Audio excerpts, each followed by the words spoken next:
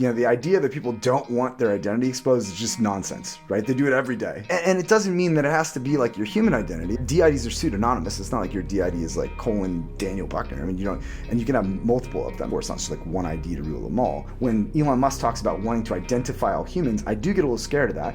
I don't think you need to identify people so personally. I know everyone out there's like, oh, just pay $20. It's like, well, what if the scam you're pulling is worth $21? The core problem of decentralized identity, having identifiers that are wholly and solely yours, that really, can't be interdicted through any centralized bottlenecks, is like a 40-year problem. There's really two things we have to win the war in this ecosystem, and that is money, and Bitcoin is doing that, and it's identity and all the app stuff that relates to it. And if you don't win both battles, you might just lose the war. What I want to do is I want to have the apps that we have today on your phone, but I just don't want the middleman between, right? There's no reason it needs to be their server, their application server, my data lives on. It can be mine. Life's going to change. Like if we were able to successfully do this as a community and people were to buy in and understand that this is the lifeline, this is the thing that they've actually been asking for, not people like, Elizabeth Warren, let's tear down all these tech companies.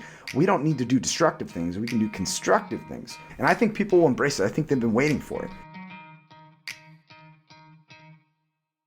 Daniel Buchner is the head of decentralized identity at Block, the company formerly known as Square. In our conversation, Daniel helped me understand the concept of identity and all that it entails, why identity needs to be decentralized, how we can achieve that, and how having self-sovereignty over your identity can change the relationships that users have with the apps they use every day. I've also got Daniel set up on Fountain. He's gotten an account, and I've added him to the show splits. So if you learn something new from this episode, the best way you can support the show is by sending in sats, comments, and questions over the Lightning Network. Daniel and I will each get half of the payments, and we will both be able to see all the comments and questions you send in. Quick shout out before we get into the episode. Today's show is sponsored by Voltage. Voltage is the industry standard and next generation provider for Lightning Network infrastructure. Today's show is also sponsored by tbDEE. That is Zebedee, and tbDEE is your portal into the world of Bitcoin gaming. We'll have more from Voltage and tbDEE later in the show. Daniel, thank you for joining me today. I'm excited to chat with you about identity. And there's a lot of questions I have. Maybe a way we can start off is by first defining identity, because it's a term that I think means a lot of different things to a lot of different people. So I'd love to start off with your take of what identity is and how you kind of grasp this concept.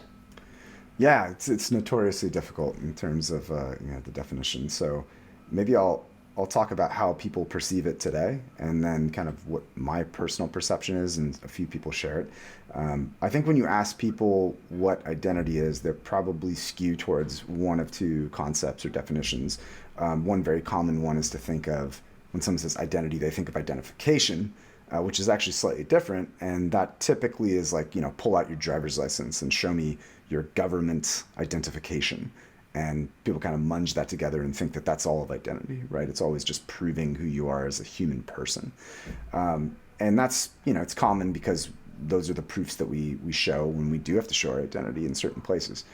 Another one is sort of a more personal one, where if you ask someone what their identity is, they're probably going to start talking a little bit about who they are as a person. They might say like, this is my childhood, this is what I, the work I do is where I graduated from school, whatever, right?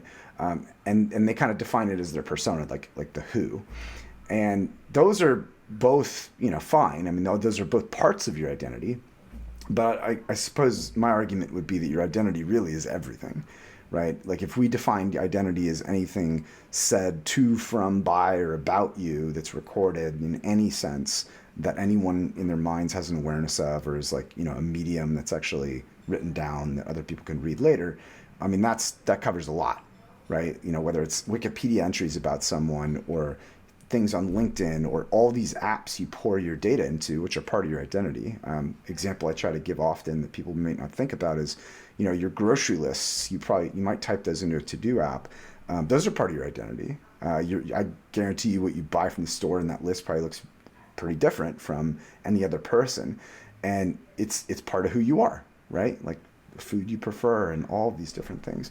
So the statement really is that, at least in the digital sphere, almost anything you do in terms of digital exhaust or put into apps is identity.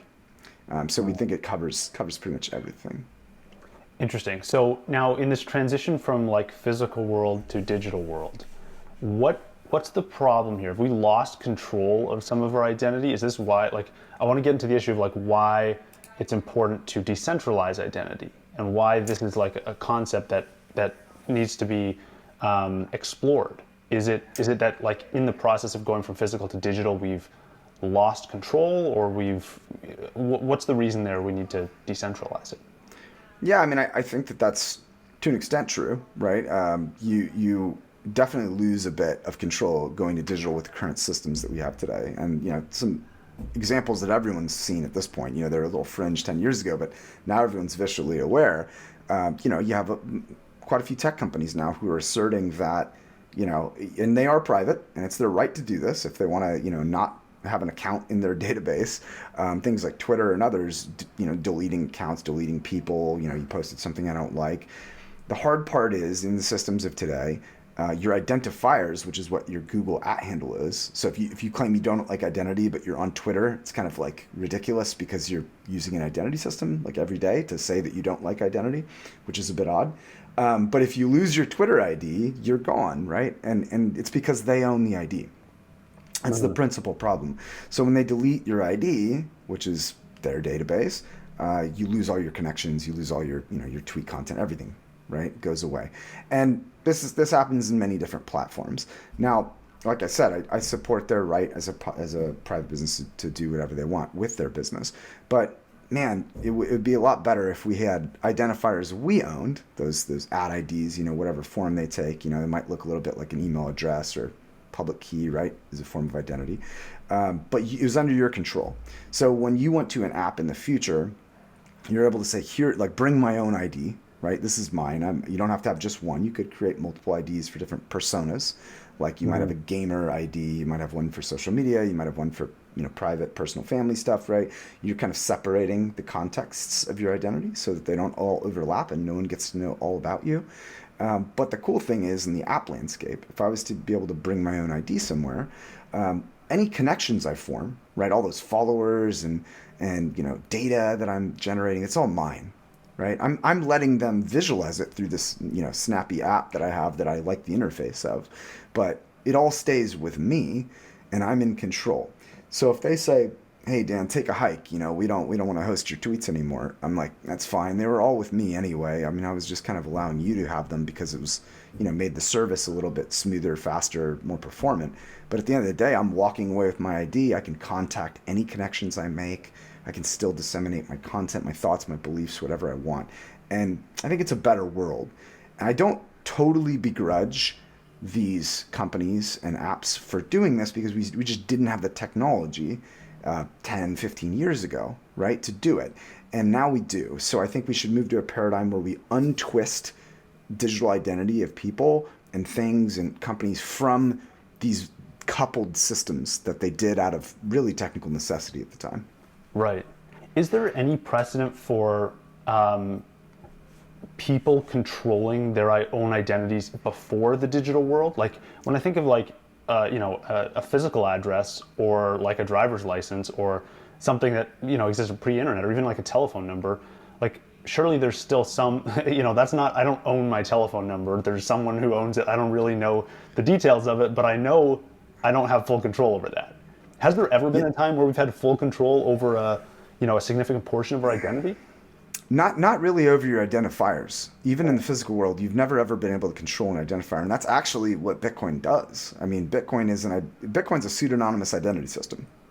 You have public keys and addresses, and yes, it's through a trail of indirection where you're like sort of like pay a public key hash. You're like, you're publishing this public key and you're signing against it. Well, a public key is a pseudonymous identifier, right? Whoever controls the key, it's referenceable, and Bitcoin really is the first decentralized public key infrastructure that we've really ever had in the world that was not in some way centralized. So I think you're accurate to say that we've never had an identifier that you wholly own in the world until DIDs, and really Bitcoin is the foundation, sort of in a slightly more primitive way than DIDs, showing the way forward. I think you have been able to own aspects of your identity in the physical world. Like we talked about the grocery list example, I could keep that very private and I write it on paper, and only I ever have like my receipts or my grocery list, or it's me and like whoever I choose to share them with. And so from that respect, the things that make up your identity, which is different than an identifier, right? We should probably clarify, like identifier is just some string of some type that you can prove control over, either through a centralized intermediary or through a decentralized way, right? Usually digitally it's signing with keys that control the ID. And then there's the identity, which is all the stuff that makes you up. And you've been able to control that to a large extent in the physical world. But you're right, things like, my address, I could get evicted from my house, phone number, I could have that shut down. So it's rare.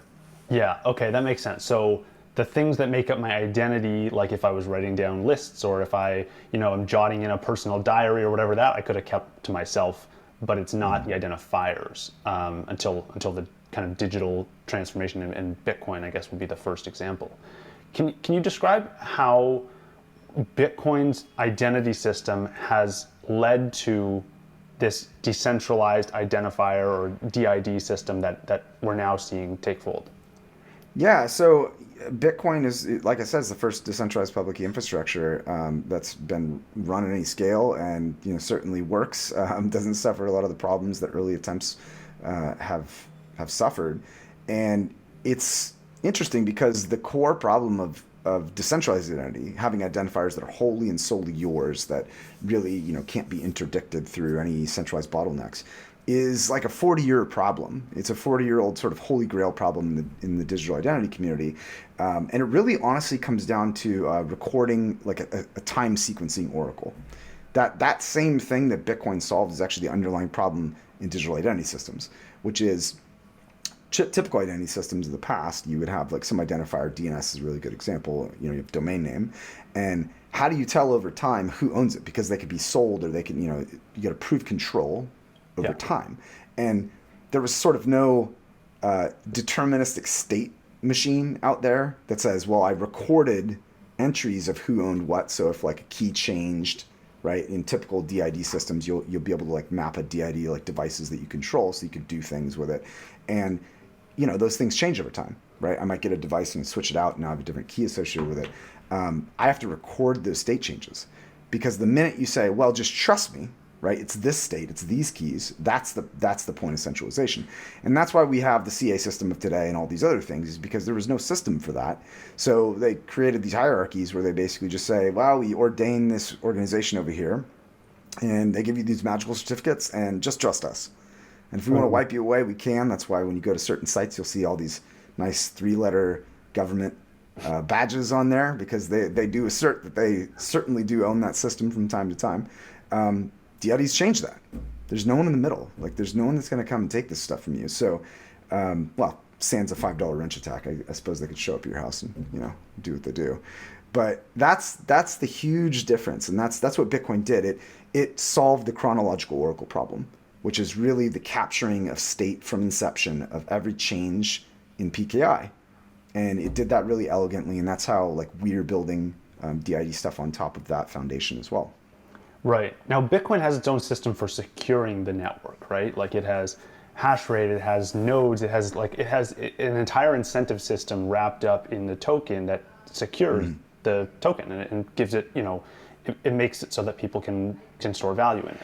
What's that system for DIDs? Like, how do you secure a DID? How do I establish, if I get a new phone and now all of a sudden it's a different key, like, how do I make that transfer trustlessly? That stuff's still a little unclear to me. Yeah, absolutely. So there's, one thing you brought up, specifics of DIDs. Like, maybe I'll give a little bit of a background, right? So DID, the decentralized identifier spec in W3C, which is still in limbo for final ratification for reasons that people probably have read about over the past year. It's essentially a data model spec. So when I say data model, I mean it is not telling you how to build a DID system or implementation.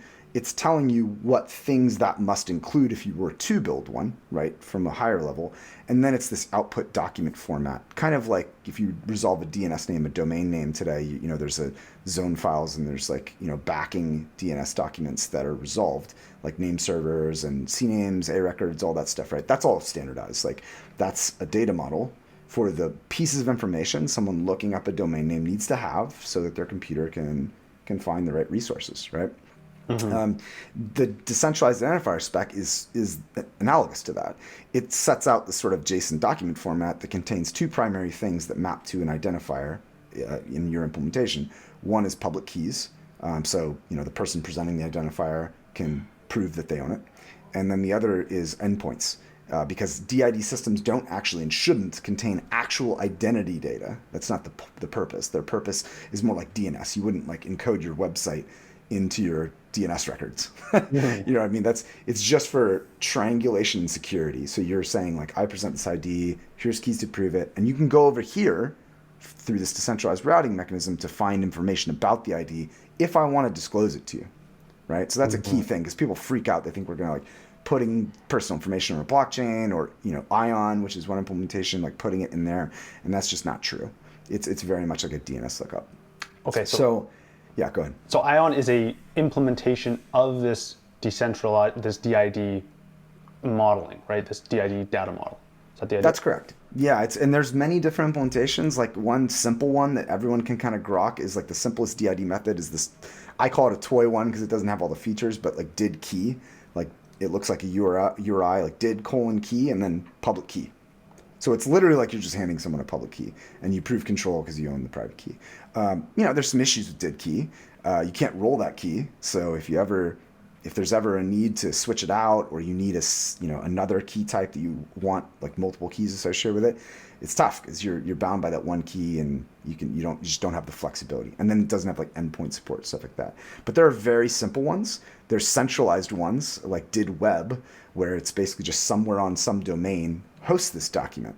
And the problem with did web is I could see like, you know, the Googles, the Facebooks of the world liking this because it's not too far off from what they have today, which is just a slightly standardized means of a centralized person kind of owning your identity. Because, you know, if they own the domain that it's actually rooted on, you know, they own your ID. So that's why we encourage people to use truly decentralized implementations of that spec, not just any particular, you know, random one they find.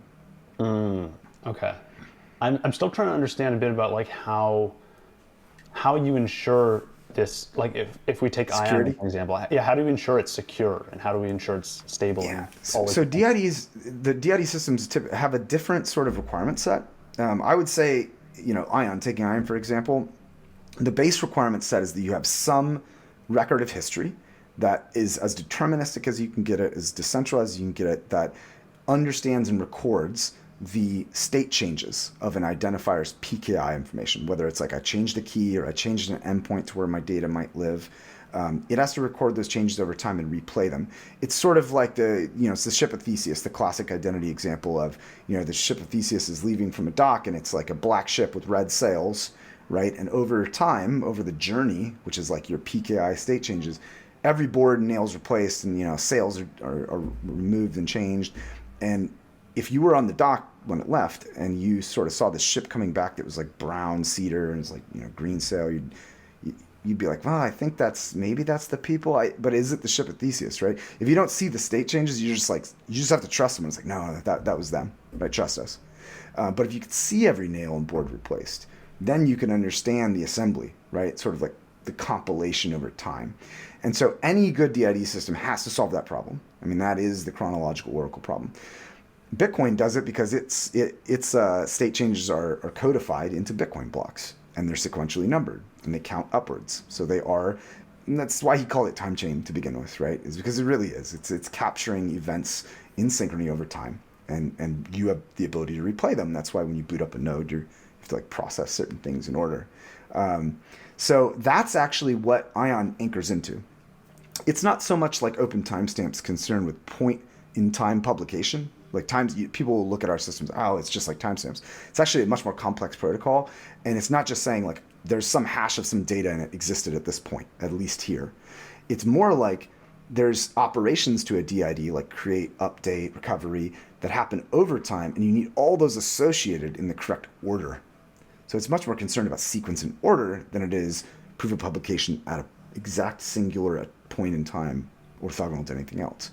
So Ion is a layer 2 deterministic system. It doesn't have its own consensus. There's no like validators or special authorities in the system. It's kind of like Lightning spiritually, even though the protocols are very different, at the code level, in the sense that anyone can participate in Ion's network just by running a node and sort of anchoring things in Bitcoin.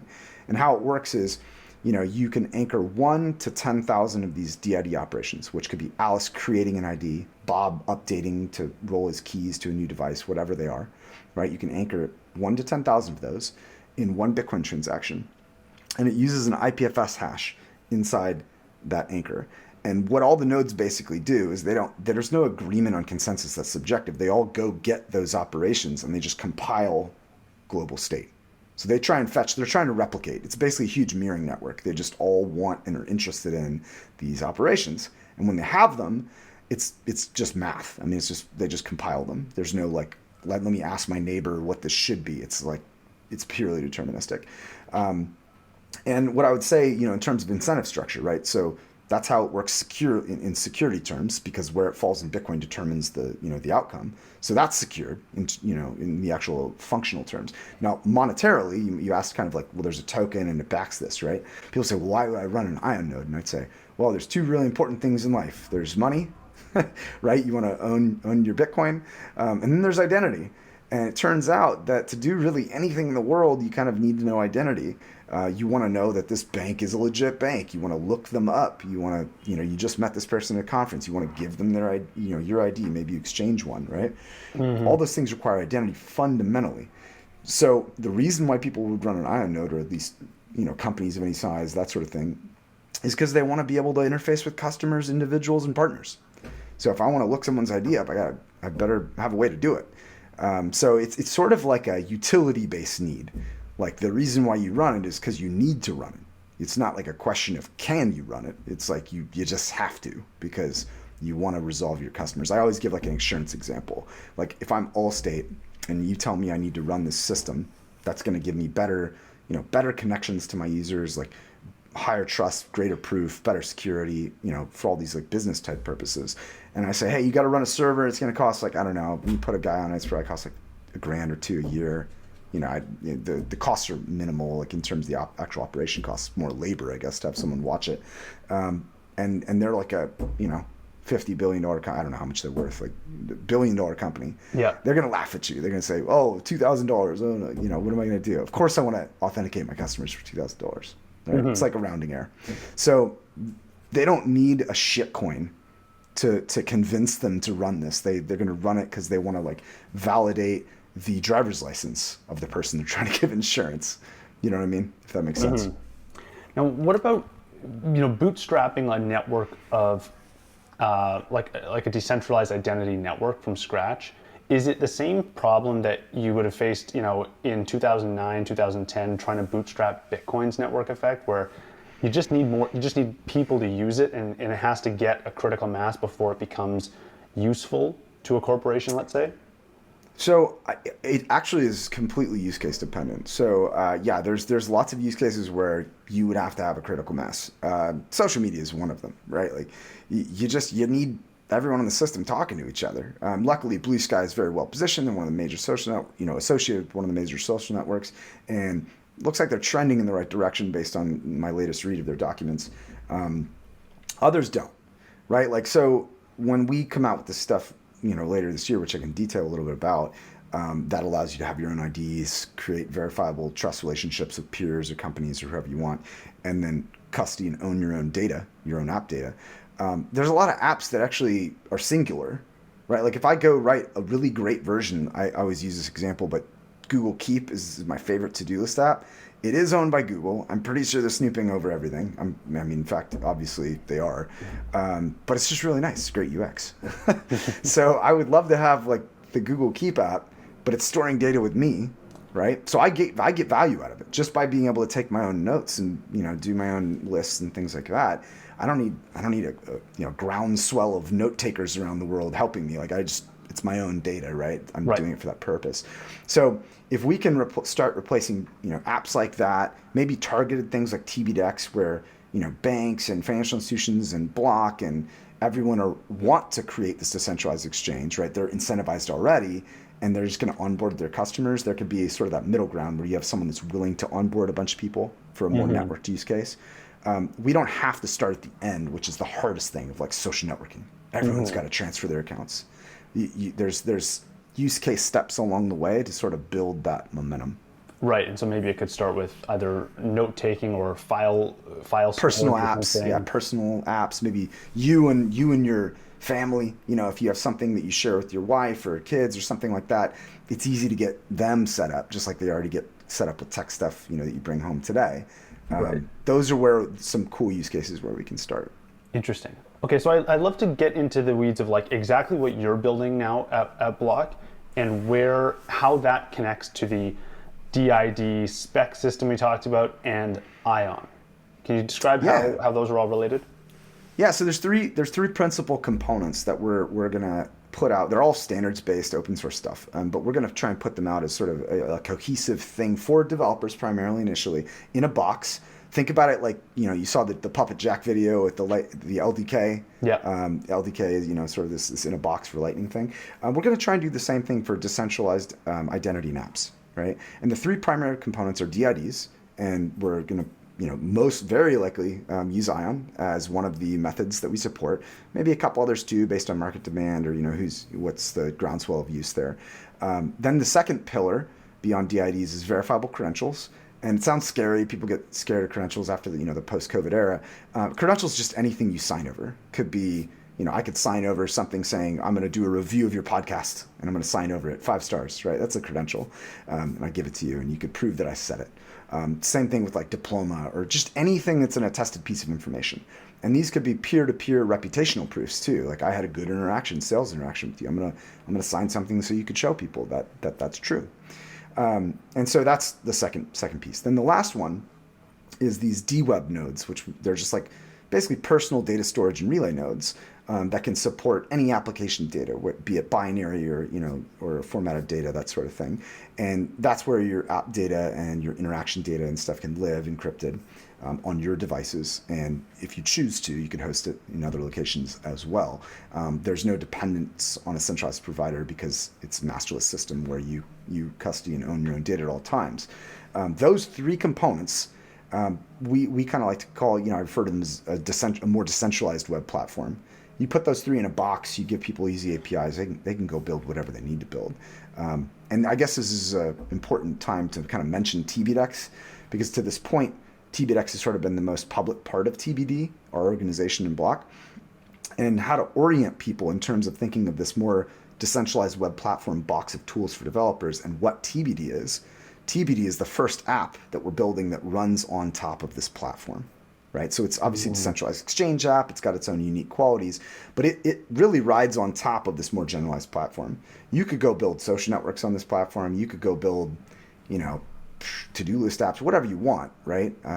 It's up to you. Interesting. So now in those three components, you mentioned one of them was verifiable credentials. Is that built on top of DIDs, or is that a separate component? I want to understand how related those two are. So verifiable credentials are a signing data format, like standardizing how you sign and form proofs. Like there's been more primitive formats in the past, like JSON web signatures, which are another sort of serialized format for like taking a piece of information and signing it, right? Verifiable credentials are a little bit more robust form of that. It's a W3C standard. It's fully ratified. It was ratified in 2019. It exists out there. Anyone can use it. And it allows you to take an identifier, which technically doesn't even have to be a DID according to the VC specs, but most people use DIDs for the identifiers that are signing. And then you just sign some piece of information, whether it's like school transcripts or your proof of driver's or proof of insurance, anything like that. Anything one party is attesting to one or other parties. And it just formalizes how the data model looks and the signature formats and everything that goes into it. So it's not just hey, let me go read some random, GitHub README. I'm not trying to disparage any projects out there, but, some people play fast and loose in these environments. And it's like, if serious companies are going to build like legit stuff on this stuff, they want to see like a spec that's been security audited, like all this stuff, really formally proven and published. And so that's kind of what it is. Interesting. And that third component is storage. Is that anyone on any device can store their data? Is that the idea there? Yeah. So we have a reference implementation of DWeb nodes that's coming out. It'll run on device. It'll also run as a server, the same package, and that allows you to custody your data on any devices you own. So you can have it replicate. Like let's say I have it on my laptop and on my phone, and it's connected to my DIDs. And then maybe I have an outbound remote. And the reason why you might want to do that if you're not going to host it like on a NUC with a static IP at home is for most people that's pretty tough, just like it is having your own Bitcoin node or, Lightning node if you're really not technical at all. It's hard to like host something and get a static IP and do all that stuff from your own house. Why you might want an outbound node or high availability node like that is because it's just traffic. Right? If you're doing some sort of app that's meant to be highly collaborative and peer-based, you can see this. We tested it. We were able to kill batteries in like under 30 minutes, right? Like if you open this thing up as a server, your ISP is not going to be, your cell provider is not going to be too happy about it because you're probably going to do some numbers on that sucker, and it also just melt your phone. So the sort of reality that we have, the feasible reality that we have for public, semi-public, data that's authorized for a small group or totally private data, to be able to have the ability to get at it, quickly with authorization is to stick it somewhere that can handle it, like an actual server. So how this looks, and I think this is the happy medium for this reason.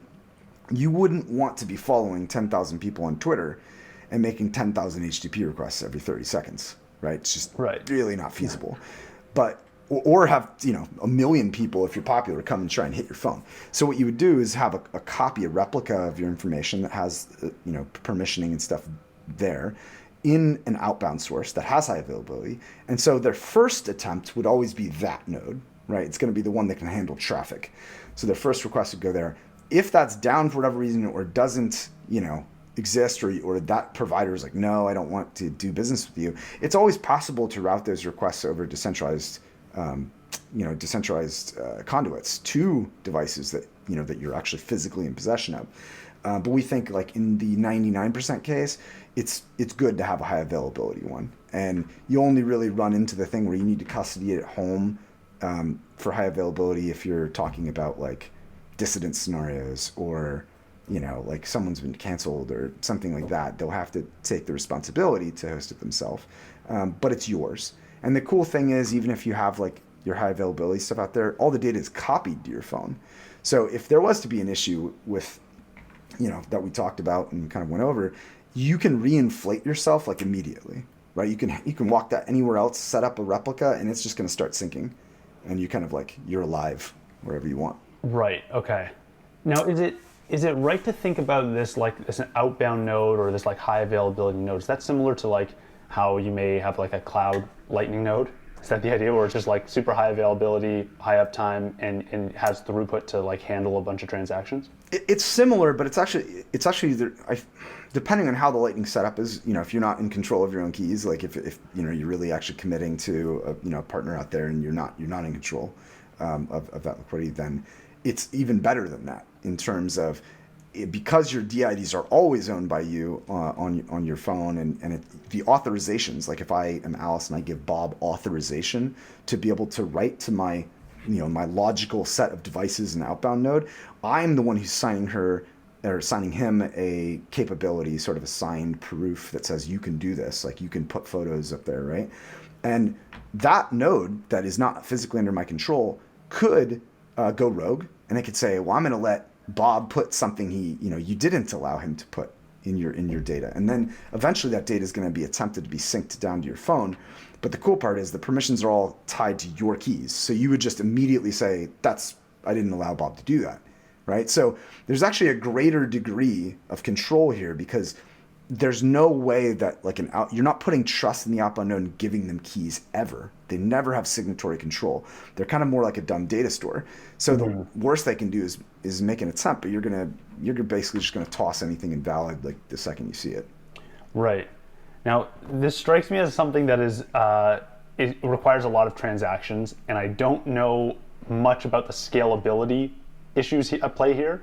Can you talk about like, is it scalable to have everyone in the world operating on a system like this? Is it possible? Oh yeah, absolutely. So yeah, let's get into scalability. So DIDs themselves, they're very infrequent in terms of their operations, right? There are ways not to even have to do like an operation to switch phones, and we're looking into those. So this may be like recovery. I mean, you're talking about an operation once a year, maybe. I mean, it's not frequent, right? You don't have to go into Ion and sort of touch that layer 2 DID Bitcoin anchored system hardly ever, right? It's just like you don't have to update your DNS for a website. I haven't updated my blog one in, God, I can't even remember how many years, right? So it's more like that, right? So at that scale, like we think we're appropriate for that layer 2. Okay. At the scale where you're talking about massive transactions happening, it's not transactions like any blockchain. Remember, these DWeb nodes are not blockchains. They're not like consensus systems that have to go do all this nonsense. They're essentially a special DID-based content server that talks to your devices and other known replicas, which are only the ones that you have under your control, and maybe a couple outbound, right? So we're talking about like syncing between, for a person's individual data, syncing between their devices. It's not crazy. Now you might get a lot of inbound, like let's say you did something like Twitter on top of it, or I don't know, some high extreme use case where you're getting a lot of IO. That's just like someone goes and pulls your tweets from some server, right? It's literally server requests. So to the extent you could scale like traditional systems, you can scale this system because it's not that different, right? It's using all the same tech, and it's not using any consensus system. I hope you're enjoying the show so far. I just want to give a quick shout out to our sponsor, Voltage. Voltage is the industry standard for Lightning Network infrastructure. Creating layer 2 applications and services on top of Bitcoin starts with Voltage, where you can spin up nodes, get access to liquidity, optimize your node, and much more. Voltage is leading the way as the next generation provider of Lightning Network infrastructure. And if you want to get a free trial and start using Voltage today, you can do so at voltage.cloud. I want to also touch on privacy, because I know that's like an issue that often comes up in identity related discussions. Is there a way to make it so that like the transactions, I guess they're private to some extent, but I can choose to reveal which information I need to reveal to certain apps? Is that the idea? Yeah, so your data, by default, you encrypt it, right, with keys you own and control. So let's say you had one of these DWeb nodes running on your phone and your laptop and some outbound provider, right? Yeah. Which you could change easily. And you're like, everything I do at the onset, I have this one app, this cool note-taking app, and I want it all to be encrypted, right? No one should see it. So you can commit that data locally as you're typing into the app. It's going to sync to your laptop and to the other node out there, the remote. And it's going to be encrypted with keys you own. And so the trust that you have in the remote is just that they're holding it, right? They're just holding it. And I guess they shouldn't propagate it, even though it's encrypted. Obviously we don't want them just handing out encrypted information either. But that's the degree of trust. So still completely with you. If I was Alice and wanted to give Bob access to my notes because I created a shared note, I would be able to sign an encrypted capability that includes an encrypted key to Bob, right? I'd go contact his DWeb node, basically look his DID up and send that capability through. He would get it on his phone and he would say, oh great, now I have the right keys to be able to go fetch, decrypt, prove authorization to be able to do these things, and I can see it on my phone. So it's an end-to-end encrypted system, right, where the data at rest is encrypted with keys that you own control, and only people you authorize can see it. Now that covers like entirely private data and semi-private, I shouldn't call it semi-private, but shared, multi-recipient shared data. But there's lots of times where you want parts of your identity to be highly public, right? Like, I mean, what good would Twitter be if all your tweets were encrypted with keys that only you could see, right? Yeah. It'd be pretty boring out there. So, the idea that people don't want their identity exposed is just nonsense, right? They do it every day. And this is so funny because I've gotten in threads with people who yell about how they don't need identity on Twitter as they tell me things about their identity. And I'm just like baffled. baffled. I'm like, don't use Twitter, step on your iPhone, get ready. I mean, if you don't like identity, prove it, you know? Right. So there's always this level of like we're sharing our own identity, right, rather than our own identifiers in that sort of thing. Yeah, and it doesn't mean that it has to be like your human identity. I mean, DIDs are pseudonymous. It's not like your DID is like Daniel Buchner. I mean, you don't, and you can have multiple of them, like I touched on before. It's not just like one ID to rule them all. You could create pseudonyms, right? Like, you know, Shinobi on Twitter, right? Like it's a pseudonym. It's not who he is. He's not like divulging who he is. Right. So you could be as pseudonymous as you want, but the reality is if you're interacting with anyone you want to, you have to at least use a pseudonymous identifier so they can interact with you, so they can connect with you. Yeah. Now, this brings up an interesting question that I don't really have a good answer for. I'd love to hear your thoughts. In real life, I can't like shed my identity very easily, right? Like I just can't just turn into a new person and like have everyone just like totally forget who I am. Like there's a trail. There's like a, you know, it's a level of accountability that it gives me, and it means that, you know I can't shed my identity at any moment, so I'm not going to do stupid stuff. I'm not going to, you know, break the law and do all these things that could otherwise be just like wiped away if I could. But in the digital world, if everything is pseudonymous, I can spin up a new profile or spin up a new node or, you know, create a pseudonymous account on Twitter. How do we, is it realistic to replicate the same kind of constraints we have in the physical world in a digital world? So it's the same constraints can still be applied, albeit through sort of different avenues, right? So one thing to understand is that DIDs at birth are just, you know, gobbledygook strings that map to some keys and potentially some endpoints, and they have no, you know, history. They're nothing. I mean, there's nothing associated with them. So they actually start out in a different state than scammers and bots and other things can start out in the world of today. The world today, like if I go on LinkedIn, for instance, and you know you see someone's profile, it could look exactly like, I don't know, pick your tech CEO, right? Like someone could just copy everything, like word for word, right? Copy everything about it and take their best shot at just scamming you, because they're going to, from inception, give it the appearance of legitimacy, right? Mm-hmm. And they could do that easily. You could programmatically do these things. Now, DIDs start the opposite. They start out with no legitimacy, and you have to build it, and you have to build it through credentials and trust-based reputation. So could you spin up a DID quickly? Yeah, in milliseconds, right? Can you acquire the signed proofs from institutions and from trusted sources and peers and, you know, whatever, whoever you're doing business with, that say, yes, you can go validate my DID, and there's this chain of trust, this web of trust, and I say that this is the person I have been buying supplies from for 5 years. This is the person who owns the house at this location. Really hard to go infiltrate the HSMs and other systems of all those signers and be able to take them all over, sign these proofs. I mean, you went from, I could do it as a bot, you know, with a 5-line Python script, to I have to literally drop ninjas into data centers. Mm-hmm. And like, I like the gap, right? Like that's what that's what we're gonna do, right, for infrastructure. So when Elon Musk talks about wanting to identify all humans, I do get a little scared of that. I don't think you need to identify people so personally. I think what we do need is we need like DIDs and some signaling proofs, some reputational proofs that are very hard, right? At least 99% harder to generate, that take a long time. It doesn't have to be money. I know everyone out there's like, oh, just pay $20. It's like, well, what if the scam you're pulling is worth $21? Mm-hmm. You know, like that's people try and hit everything with this hammer of money. It's so hilarious. It's like, yeah, you know, like for old people, like a scammer probably would be willing to pay $20 because their come up is like $100K. Mm-hmm. So $20 is sort of like cost of doing business, you know? Might be better if the scammer had to prove that they were a registered AARP business and also like had a Secretary of State business license and other stuff. And that's pretty hard to replicate. Yeah. Right? Got to create tax numbers, like file every year, like that the barrier goes up significantly. So that's why I like identity. I'm not against like using money as that barrier, but it's the crudest tool. It's like taking a jackhammer to like, you know, I don't know, like chip away at like a wood sculpture or something. Like it's just not really the right tool for the job. That's fair. Okay, so I want to make sure I understand correctly.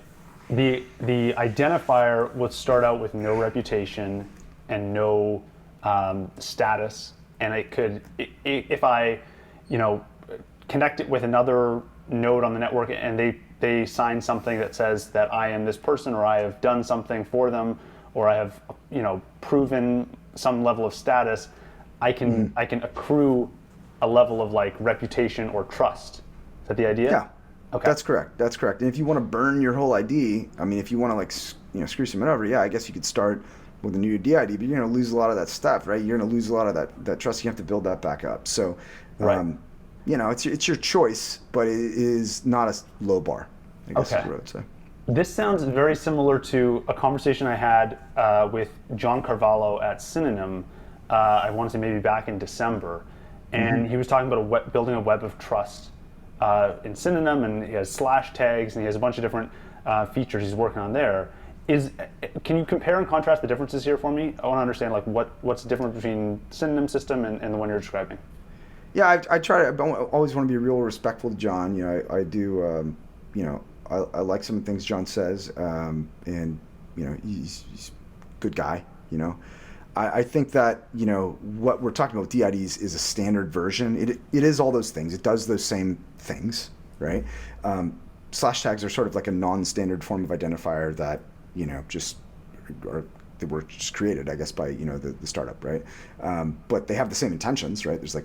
I think there's, last I checked, they're using a public key, like sort of a non-rollable public key. I don't know if they're still doing that, so things could have changed in the intervening months. But yeah, an identifier, strongly prove it with a key. I don't know what they're doing for their signature and proof formats. We have an international standard for that, so hopefully they're using the international standard that's being rolled out, in tons of places as the basis instead of creating some other one-off format. Data stores, yeah, they have a concept of data stores. I think the biggest difference is we're trying to do it open source and open standard, because the reality is if we're going to ask people to boot up a real decentralized web, not this Web3 stuff, but a real decentralized web of applications and services, it really needs a lot of eyes on it every single step, right? And that's why we're going through some of these standards bodies, because it gathers a ton of stakeholders from a very wide array of communities to kind of make sure, like, are we covering every use case? Like, we think in one way as Block, previously at Microsoft, and like others, we have our business cases and we come to it with a set of eyes, but it's a whole different thing when you purposefully expose it to like incredible scrutiny, right? And that's what that standards process is. It's not fun. Like I personally don't even really like it that much, to be quite honest with you, but because it takes longer, it's harder, you get in more arguments because it's not like, the group think you have is one company, we're all doing this one thing for this one purpose. People are going to come in and challenge you, but it's a good thing, right? It's a good thing because it's like beating iron, right? You're just trying to build strength into what you're doing and making sure you cover everything. So that's what I would say. Goals are aligned. I love that there's a person who really cares in the ecosystem like John, who's also, wants these systems to exist. And John's even said, he's like, I think that, his folks and us are really the only two that are pursuing this sort of direction, the correct thing. And so, yeah, all respect to John. It just, we're going a slightly different route. So the difference would be in opening the standard rather than having a closed standard. Is that the idea? Well, I mean, some of these things are like, the code is the standard. And it's like, even for developers, that kind of sucks. It's like, I hope you documented it really well, right? Because if we're going to make the code the standard, better be pretty damn good and easy to read. Or maybe my README on my, project site is the standard.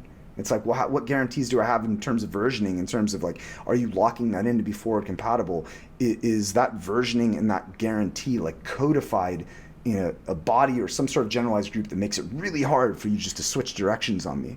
Because remember, we're talking about billion-dollar companies, like everyone in the world building in this. They're taking a huge dependency. If they can't take a decade, at least a decade-long dependency, typically sometimes even more, that's untenable. It's just not something they're willing to do. I mean, they got to deploy a lot of capital to implement some of these systems and then base, the cores of their products on it. So I just learned that through going through the process at Mozilla and at Microsoft, and like, it just is the way it works at a certain level. Are you going to convince a few random developers to build apps on something that you just kind of like, you're just throwing up and updating your own README? Maybe. Are you going to convince the world to change because of it and take a major flyer on underpinning critical infrastructure? Probably not. Interesting. Can you describe the process that you go through at Block, and maybe this is at Mozilla and Microsoft as well, but in how to get these standards to be resilient and to be like something that the entire world could adopt? Like what does that process entail? Yeah, so I'll talk to you about, when I first sort of got involved with standards, which is actually a little bit before Mozilla. I was a contributor to a JavaScript library called MooTools. It was back when like jQuery, it was sort of like the more, I don't know, programmer depth, I don't know. I don't want to be disparaging jQuery, but like I always thought of jQuery as like spaghetti. And MooTools was sort of like more of an object-oriented framework, and it was, you had to know JavaScript to do it. And so I contributed to that, and then it sort of led me into like thinking in terms of like, well, how do these standards get into ECMAScript, which is actually the foundation of JavaScript. There's a body called ECMAScript, and they publish these standards, and that's how JavaScript, the language, gets updated through a committee called TC39, which Brendan Eich, helped start, and he probably has representatives that are still there. All the major browser vendors are part of like, the ECMAScript folks, like W3C, WhatWG. Those are the basic things that codify all web technologies, those groups. And what I learned going to Mozilla was that was a formal process, and that there was a reason it took time. I worked on a standard that took 7 years one time, which was not the most fun I ever had. But it's deployed in all browsers today, called web components, right? So you can have standard-based extended tags in HTML that you can define as your website and interoperate with across the web to finally have widgets that, can be easily composable. And it took a long time, and it was hard, and we had fits and starts. But at the end of the day, it's going to be built into the web for 20 years, right? And that process is as easy as, it sounds simple, but you start a working group, you ensure that people come and sign on to the charter to ensure that you've got the right people in the room, other people can come along as it goes. You have calls on a regular basis. You hash out and debate hard topics that there's going to be lots of disagreement on. Sometimes there's quiet periods of a month or two. Like, everyone should be building towards the current target and building the reference implementations to conform. And then at the end, after usually minimum of 2 years, you've got something that has been battle tested, that is hardened, that multiple implementers have picked up and created their own separate implementations of. And so that was something I just learned how to do at Mozilla. I went to Microsoft specifically because there was an opening to work on these decentralized technologies and try to get them to a state of readiness, because at the onset it was just things people were talking about in small groups, right? Like, let's get them mature. And we've by and large, we're using the same process at Block. Most luckily for Block, like, most of the technology's already been codified. DIDs they're just about to be ratified. Verifiable credentials were ratified 3 years ago. These new DWeb nodes things are, they're very close to having sort of that beta draft of the standard. And if we can nail all those down, that's the platform. We've got a standards-based open source platform. Interesting. So when you talk about things being ratified, what who's the committee, or what's the group? I don't know much about this sphere, so I'd love to just like understand, because to me it sounds a little bit like this is like the Federal Reserve of web technology or something, like ratifying or approving a decision. Like, who makes those decisions? It's a signal, right? So this is one of the craziest things I heard someone say is, "Oh, standards are centralization," and I'm like, not really. I mean, like, you go get like a couple you go to a doctor, right? When you have a problem with your body, and you might even get multiple, points of view, right, from multiple doctors. Are you going to claim doctors are the point of centralization, or do you want to bring it to a body that like can help security test things and like, have like smart input, and then eventually say like, we're at this level because, and it's not always this way. I mean, there are some, abuses of the system and all, but like the idea that you're bringing it to a capable body of like-minded individuals who want the same outcome, who have signed on, and who are going to bring all of the resources of their collective companies to bear to like ensure and button things up, is not a bad thing. And then at the end, if someone else doesn't want to use a standard, it's not like because it's a standard, like it's, it's authoritarian forced upon you or something, right? Right. It's just a document that sits there at the end with maybe some implementations, and you get to decide, like, is that valuable? Does it do what I need, right? Just like there's some standards that get codified that certain browsers just don't pick up. They don't have to. They're not mandated just because it went through W3C. Apple, for better or for worse with some of them, because they're kind of like, they lag. It's kind of like the new IE of the web. Doesn't pick up quite a few standards, and some I wish they would, right, as developers, but some they disagree with, and they just don't have to. I see. So it's not a requirement to abide by whatever this committee says. It's just like they're people to help out, integrate some of these standards into the web, and if anyone wants to participate, they're more than welcome to. It's a bunch of individuals with some pretty good reputation behind them in terms of security and technology and development, and their history speaks for themselves. Like these people have done this. They're like professionals, and the process is a stamp. It's just a stamp to say, like, look, this is what you're getting in the box. You have this trust guarantee that this thing isn't going to change tomorrow because some CEO says, oh, I want to change the API, let's break everyone, right? Like, you get these certain guarantees that you can rest on if you choose to implement and use that piece of technology. And there's a big thing with IPR too. We're members of DIF and W3C and, as Block. And what we're really interested in is, that IPR means that anyone who uses the standard afterwards, intellectual property, is not bound to be hit by lawsuits from patents. How the IPR typically works is all the people who sign on to the charter, they voluntarily give up their patents to say, like, we are not going to be able to sue anyone on this work. These patents are not going to affect anything you choose to adopt. Like, it was really important that Microsoft was in the early DID work, because honestly, Microsoft is a straight up patent factory, man. I mean, I have like a bunch of patents in my name, and the idea that they signed on to these specs and said, look, this is going to become something that is not there in the ecosystem to harm you is really important. And if you don't do something in an IPR protected group, I mean, you're taking your chances with something that may be open source, but could have a bunch of patents that affect it. And that's, it's just a different level of security you get as a company. Right. That makes a lot of sense. Okay, now I want to transition to the application layer.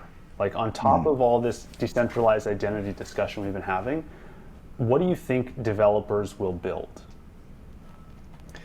Yeah, I mean, this is actually why I started doing this. I started decentralized identity stuff in like 2011 at Mozilla, and the goal was not identity. I actually didn't really care much about identity at the time. I was like, oh God, I mean, I know email sucks, you can get it taken away. Like, how do I hop over this identity problem and just get to, like, I want to build a decentralized application that stores my data with me, and I can share, to whom I want, and I don't have anyone in the middle.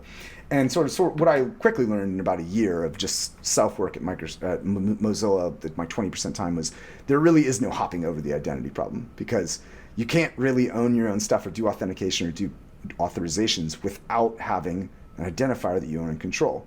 So the last like that 7-year period between then and like 2019 or 2020 was all about just building the guts of this thing in the middle that I didn't particularly like. My goal in the end was like make cool apps, for developers that were just in this new style. But it was like, little did I know there was the better part of a decade in between of like setting up the foundation, right? And that's so like, let's skip over to that and go to the apps. We have everything. What apps can we build? I want to see apps like the apps that are on your phone, not these weird Web3 apps, 150% collateralized, loaned by a fractional shitcoin share of like some NFT, right? Like, I don't wake up every day wanting to do that. I don't know that anyone who's not speculating does. Like, I think it'd be nuts to find someone who's just like, that's fulfillment in my life. What I want to do is I want to have the apps that we have today on your phone, but I just don't want the middleman in between, right? Yeah. There's no reason it needs to be their server, their application server, my data lives on. It could be mine. Like, I can connect more directly. This stuff should be more private. I don't need people reading my grocery list and showing me, ads for something that I bought last month that I don't need anymore. Just don't need it. And I want to see, I think it'll start, like we said, with some of the smaller, more personal apps, like, to-do lists. You could bang that out in a weekend. You could do maybe a small collaborative thing that you could set your spouse up with. You could probably bang that out in a weekend, right? These are the sorts of apps I think will be prevalent with the indie developer community, like a single developer sits down and does something, pretty soon after launch. Then you're going to get larger scale things like what we're doing with tbDEX, which is, everyone's using the same platform component, but they're using it for a purpose of creating decentralized exchange, which is just data sync between these peers, right? More elaborate, take a lot more planning, time, all that stuff. But there's companies that I think will hop in and they want to build that next level of difficulty, right? Maybe, and what we talk about this with is you have to have, it's like a double-sided market problem, where if you can find people who want what the other one has to do, like in LinkedIn terms, like I know Microsoft is launching their verifiable credential service here very, very soon, the one I kind of helped work on, mostly for employment and scholastic, educational proofs. And then LinkedIn, I believe it would make all the sense in the world for them to accept them. Why? Because they have a problem. This is being the solution. Like, if you can find those sorts of application and service connections where both parties or three parties, however many parties involved, all want the same outcome, it's a lot easier to sell, right? You don't have to do that hard, like, stonewall pitch where the person's like, man, this is just a cost center for me, Now, in the first kind of bucket of applications that you mentioned, some of the like note-taking and some of this things you can do on your own, how does your vision for that stuff relate to the personal server movement with Umbrel and Start9 and some of the things that they're working on? Yeah, I've been in communication with those groups, and one of them was like, as soon as the stack is ready, we could potentially roll that out as an option.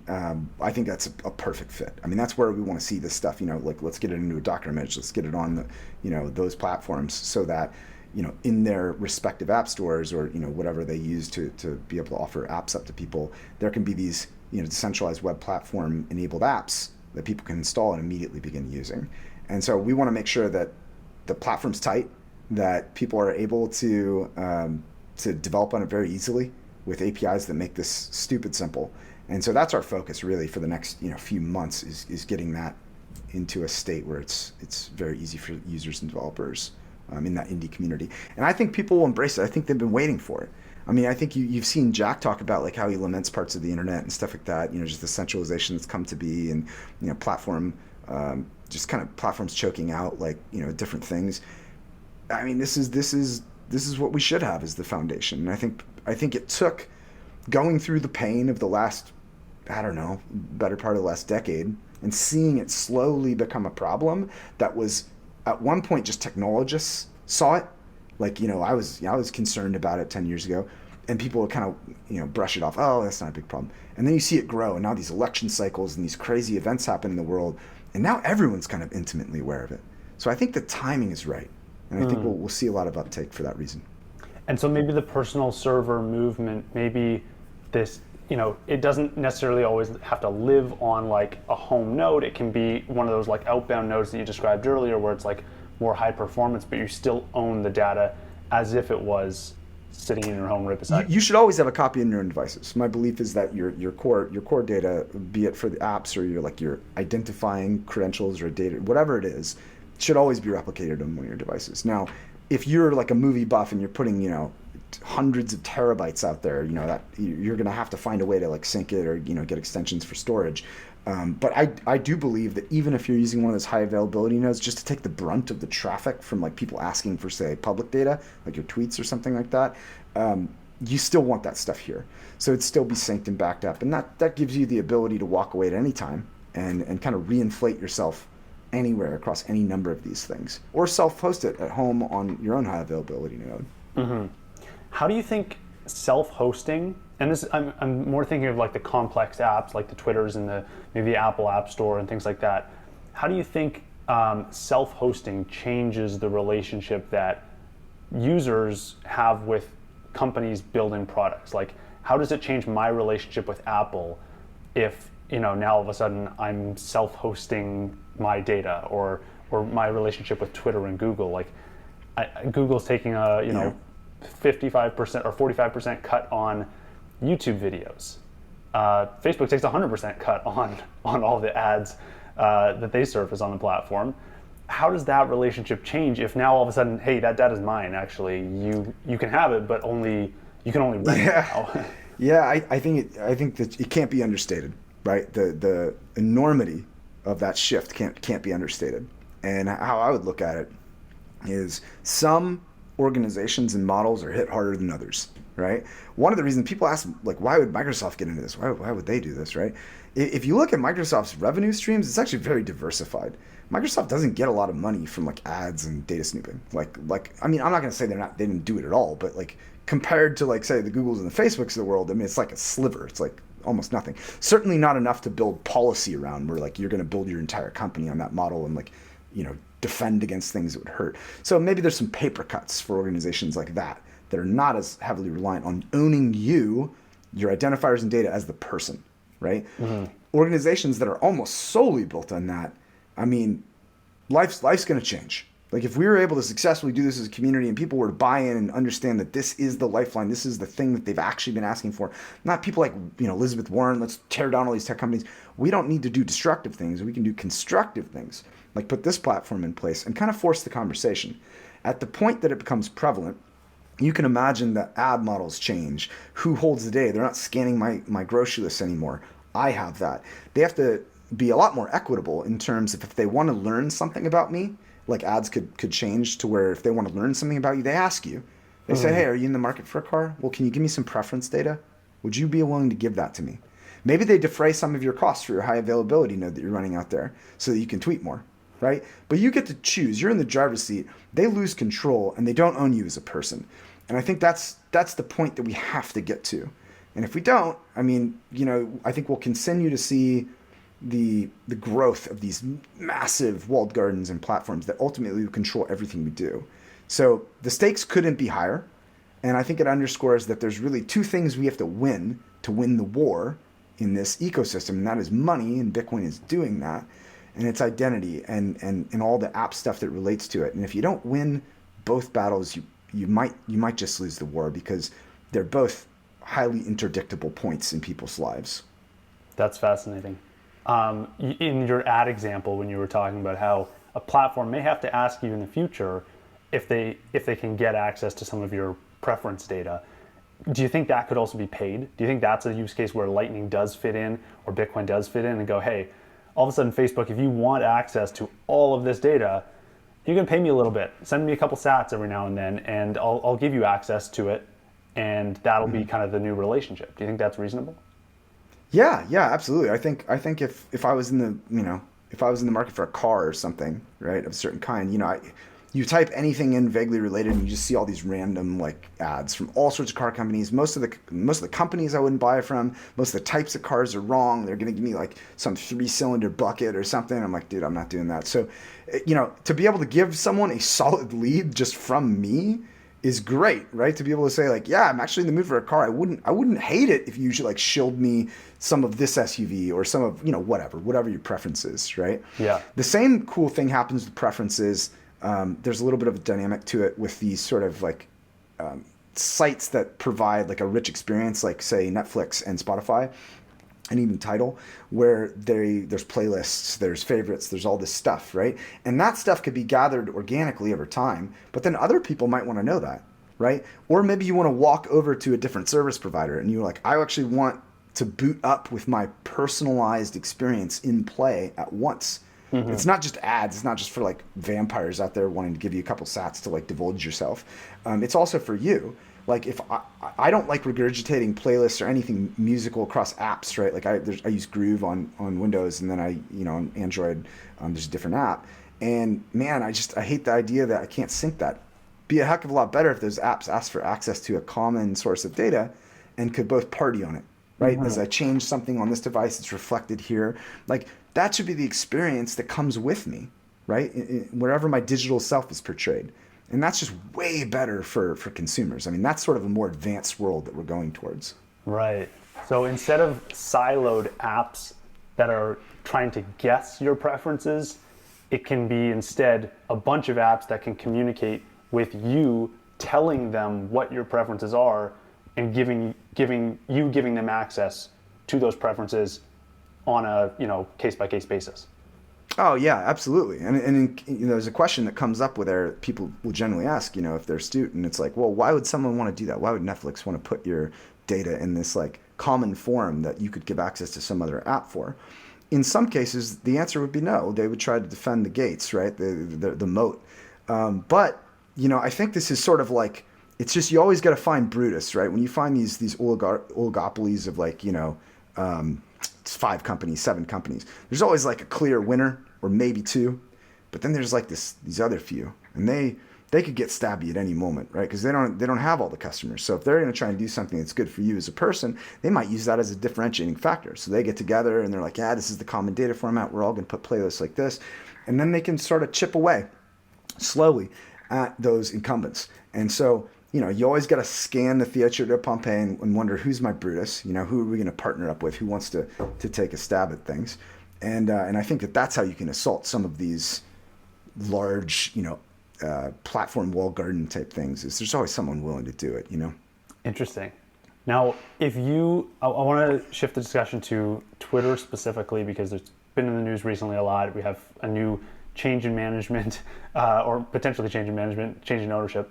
How would you design Twitter, knowing, if you were put in charge of running it, knowing what you know about identity and seeing this kind of like, having this vision for what decentralized identity looks like, what changes would you implement in Twitter today?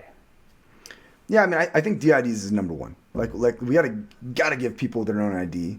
And really, you really should implement a way, even if you don't have that full DWeb node stuff that's out right now. Let's say they did it tomorrow, we wouldn't have certain, that last pillar of the tech. Give it to someone in a downloadable format so they can keep their connections and all their stuff in a semantic format, not just sort of like, hey, we're a random site like Facebook, we're going to use this dump of garbled bits, right? It's got to be something where you could walk away and eventually inflate it in one of these things. But DIDs, right, give people control of their identifier. Another one is credentials. I think they should implement verifiable credentials. Those things should be replace just the random Twitter badge that's some process that they do that, only like, only the Minority Report cognates would know of or something, with something a little bit more transparent. That's like, hey, if you can provide a verifiable credential from a reputable educational institution that, we know the idea of, like, that's pretty good. It's pretty hard to scam. I mean, you got to go drop like $100,000 to perpetrate that scam. You know what I mean? Like, that would probably be a better basis, right? And then you could also expand those things to businesses. Like right now, there's only one check mark. Well, why not differentiate that? Like what if like Square or something was able to say, hey, you're a verified merchant. You're like a large scale merchant. You didn't just do one $5 transaction once and walk away, but like you're a legit business. We can give you a credential that says that. Maybe there's a different type of badge that you could show on Twitter, right? More differentiation. Maybe you build a little web of trust where you can hover over it and see like, hey, how legit is this person? Before you interact with that bot or send it that DM, right? Like some people getting scammed on the app bar. So those are the couple changes I would make. I think anything beyond that, going towards actually decentralizing the whole guts of the platform and how content's delivered, that's a question for Blue Sky. I would take it up with Jay Graber. You might even want to have her on the show, to be quite honest with you. And that's, it's a bigger undertaking. But there's a few things I would do if I had, had the full ability to do so. That's fair. Okay. I know we're running out of time, but I want to finish off with a couple questions about tbDEX. I was kind of looking through the white paper you guys had released a little while ago, and I had a realization that I think I've kind of underestimated, or maybe not quite correctly interpreted, what you guys are trying to build. Because the first little line, I'm just going to read it off here. It says, tbDEX is a protocol for discovering liquidity, exchanging assets such as Bitcoin, fiat money, or real-world goods when the existence of social trust is an intractable element of managing transaction risk. Now, when I first heard this vision for tbDEX, I think the gut reaction on Twitter was, it's a decentralized Bitcoin exchange. But now, having gone through some of the details of the white paper and hearing this conversation today, I get the impression that it's much broader than that, and can you explain, I guess, the overall scope and your vision for what that might look like? Yeah. So, I mean, in the basic sense, yeah, I mean, it's certainly a decentralized exchange for Bitcoin or, really any asset, right, that you want to trade. I mean, the protocol doesn't bake in and I'm not trying to upset any people out there who love Bitcoin like I do. It's not trying to bake in like ability to trade other coins or anything. It's just not even part of the protocol to limit it. It's just like you want to trade for something, right? Right. And that could be So fiat money certainly as you'll well be able as to. real world goods. Yeah, just anything, right? It doesn't we would have to encode special things to block you from trading certain things, like in the code, like, oh, is it this? Don't allow it. So it's an open protocol. You can do with it what you want. One of the first great use cases we have is going from fiat to Bitcoin, Bitcoin to fiat, right? And the reason why you need trust there is because there's no such thing as like an atomic swap or anything like that in the real world where the fiat resides. And when you cross system boundaries, it's very hard to do atomic swaps in certain ways too without reputation. So right off the bat, you might want to communicate with an outbound financial partner who has whatever asset you wanted to buy, or you're going in and out of fiat. And you need to present that like, hey, I proof up to like whatever requirements you have. Now this is a touchy area because people say, well, that's KYC. It's like, well, hey man, if you're talking to a bank, it's not like the protocol's fault that they're going to ask you for something. Right. I'll stand out there and say, I don't really like it. I mean, I don't really like those types of reputational proofs, but it's your choice. Like if you want to go interact with that sort of entity, you can do so or not. If you want to do it peer-to-peer, you can also do that, right? You can exchange these credentials and reputational proofs to potentially buy from a peer. These things are not like baked into the protocol one way or another. You have optionality. Now, it might seem like maybe it's a niche use case or something like that. I don't actually think it is. Bitcoin to fiat, fiat to Bitcoin, it's been a problem in the ecosystem. And we think that this could be a general solution that all participating financial institutions and peers could use, regardless of how they want to orient themselves. But let's like zoom forward, right, and talk about the enormity of what the opportunity is.